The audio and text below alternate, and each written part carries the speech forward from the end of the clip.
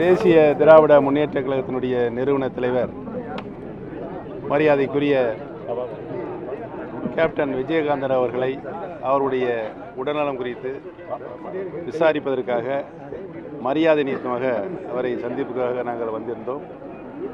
அவர் பூரண குணமடைந்து மிகவும் ஆரோக்கியத்துடன் இருக்கிறார். எங்களிடம் மிக மகிழ்ச்சியாகவும் சுறுசுறுப்பாகவும் பேசினார்.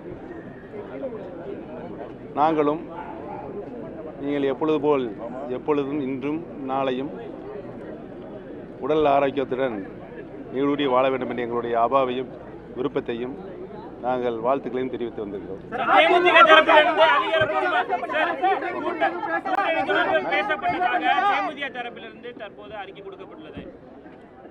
அனைத்து இந்திய அண்ணா திராவிட முன்னேற்ற கழகத்தின் தலைமையிலான கூட்டணியில் தேமுதிக இணைந்து நடைபெற இருக்கின்ற நாடாளுமன்ற பொதுத் தேர்தலில் பணியாற்றுவது குறித்து ஏற்கனவே பேச்சுவார்த்தை தொடர்ந்து நடைபெற்று கொண்டிருக்கிறது.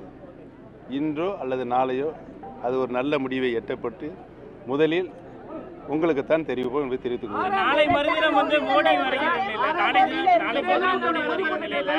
அனைத்து கட்சி தலைவர்களும் ஒரே மேடையில் வந்துட்டு இணைந்து அந்த மாநாட்டில் வந்து பங்கேற்கிறதுக்கான வாய்ப்பு இருக்கு. நீங்க எப்போ வந்து இந்த ஒப்பந்தம் கையெழுத்தாகும்? ஏன்னா மற்ற கட்சிகள்லாம் ஒப்பந்தங்கள் முடிச்சிருந்தாங்க. எப்போ வந்து ஒப்பந்தம் கையெழுத்தாகும்?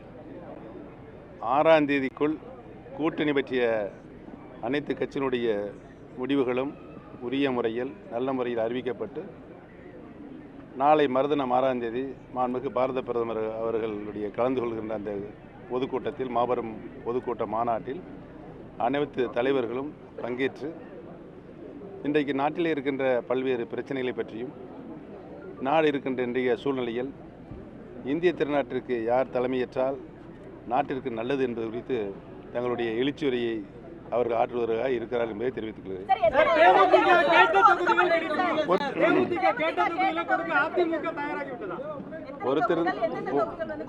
பொறுத்திருந்து பாருங்கள், எத்தனை தொகுதிகள் எந்தெந்த தொகுதிகள் நாடாளுமன்றத்தில் ஒதுக்கப்படும் என்பது இன்றோ நாளே தெரியும்.